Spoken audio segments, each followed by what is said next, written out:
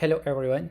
Uh, Today I would like to talk about the implications of genome editing in the livestock, and my specific focus lies in the CRISPR in animals. My name is Dr. Noor Bahadar and I am PhD in molecular genetics. The best source of introduction of a scientist, as I believe, is his professional profile, such as Google Scholar, Web of Science, or PubMed. So here is my Google Scholar profile, and if someone is interested, can go for it. When we are talking about the gene editing, it comes into several ways, but generally we focus on three things. One is mutation, the another is deletion, and the third one is insertion.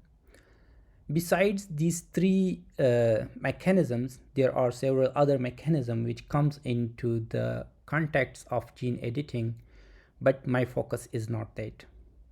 In mutation, we are going to change a specific nucleotide. So they change in the nucleotide will bring a new amino acid in the protein. So we want to make a desired change in that amino acid. In deletion, sometimes we want to delete a specific fragment of DNA. And this type of gene editing is more widely used. Another way for gene editing is the insertion of a fragment of DNA. Normally, we are calling it knock-in of the gene. To make the modified cells, there can be several mechanisms. One is the classical mutagenesis way, in which the cells are exposed to some radiation or chemicals, and then the DNA in those cells is damaged, and during the replication process the DNA randomly repair their self, and then the DNA is modified. But this can be dangerous because we cannot control it. Another way is the homologous recombination. In this mechanism, the donor DNA means a fragment of the DNA is introduced into the cell using some vector plasmids. And then during the replication process of the DNA, these new homologous fragments are inserted. But here again, the problem lies that we cannot control it. The most robust way, which we can do according to our specific desire, is the genome editing. In this genome editing, we can control what we want.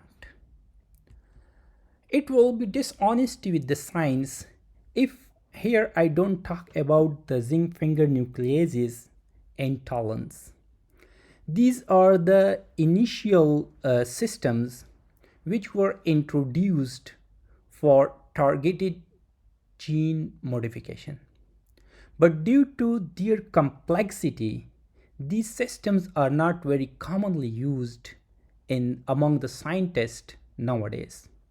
The most commonly used way for gene editing is the CRISPR-Cas9 system. I will spend a minute over here to talk briefly about this system. CRISPR-Cas9 system consists of a few components such as the Cas9 enzyme, the PAM, the DNA segment, and the guide RNA. So this is our genomic DNA, and we want to make a specific change at a specific position, at a specific loci in this DNA. For that purpose, we need a few things. Number first, we need the PAM sequence, which is commonly the nucleotide NGG, although other PAM sites are also introduced now. And then the other component is your guide RNA. This guide RNA will guide this Cas9 enzyme to this specific loci for our desired gene modification. So this guide RNA will provide a mechanism as a complementarity with the genomic DNA. And then by defining this PAM sequence, the Cas9 will come here and will make a cut in this specific loci. Since we have created double-stranded break DSP, now we are easily we can do the insertion, deletion, or whatever we want. Besides this, we can also do the single strand cut by using a dead Cas9, and we can do some other things also like the prime editing, base editing, or we can do some like inflorescent based mechanisms, but I'm not going to that detail. To make the genetically modified animal, we need to go through several mechanisms. The first, when our vector DNA is, our vector is ready, our vector plasmid is ready, we need to micro-inject it into the fertilized egg. And another way can be like the transfer of that modified DNA through viral vectors. There are several other mechanisms also, such as like nanoparticles, magnetic resources, and others. To make the genetically modified animals, there are several mechanisms. One is like we want to bring some genetically modification in that animal. For that purpose, we need to extract the sperm cells and the egg cells from the animal, and then we need to have the zygote, single cell level of that zygote, and then we will do the micro injection to that cell, and then that cell is returned to the uterus of surrogate parents. Another mechanism can be like genetic modification plus cloning.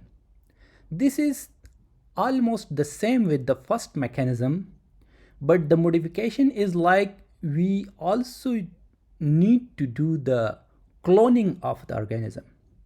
For this purpose, we extract the eggs from the donor and the nuclei of that cell is removed. And in another step, we need to extract the cell and the nuclei of that cell is used.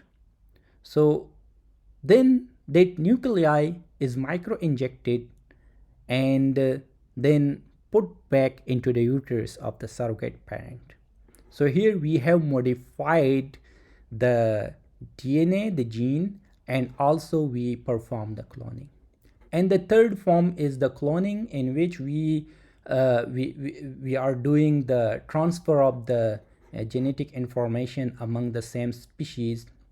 From one donor, we use the cytoplasmic components of the cell, and in another we need the nuclei, and then they are fused and they are put in the surrogate parents. There are several applications of gene editing in the livestock. For example, here in this slide I have shown several of these. They can increase the yields. For example, several research groups, they have performed this mechanism in increasing the meat in pigs. They have used it for wool, milk, and eggs. Besides this, the product quality has been enhanced.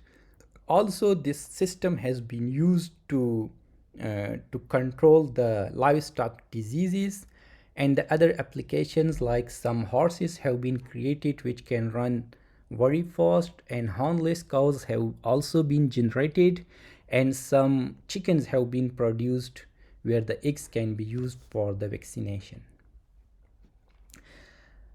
In this slide, I specifically would like to mention some specific targets that have been performed using the CRISPR-Cas9 system in the livestock.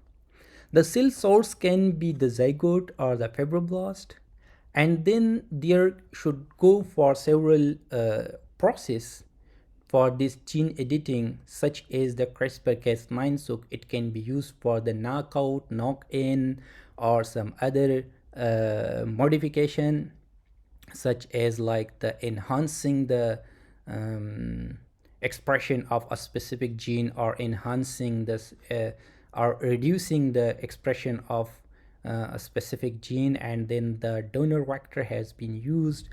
ssODN has also been extensively used to insert a long fragment of DNA into the gene. This can be like the several other subgroups of the CRISPR is like the base editor, and a very recent system is the prime editor. This can be like the knock-in, point mutation, or insertion and deletion. The cells manipulation can be performed as I have mentioned in the previous slide, and this has been used in the sheep, goat, pig, cow, and several outputs have been received. Besides that applications, the CRISPR has a very good system to be used to generate the human organs also, and we have seen it practically that an American scientist, I think several months ago, he successfully generated a human heart in the pig, and then he ligated that heart into the human, and that human survived for I think up to months or more than a month. The CRISPR system has been extensively used in the livestock.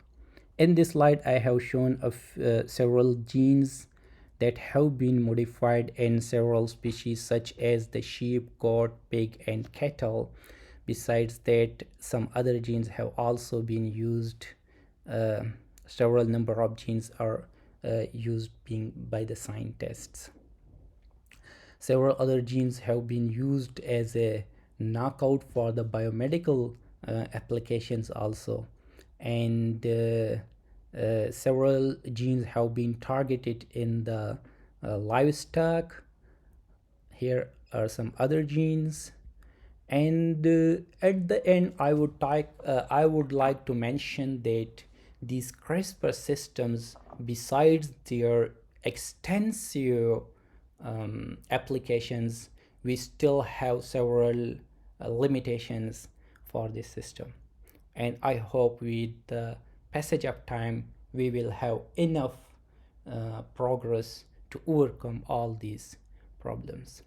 So this was all about how CRISPR has been used among the livestock. Just a very brief introduction about these things. I'm not going too much detail to each and every step. At the end, I would like to thank you for attention, and I would like to mention that we are open for collaboration in any type of research work. Here is my email, and I also have mentioned my WhatsApp number. So thank you to everyone. Bye.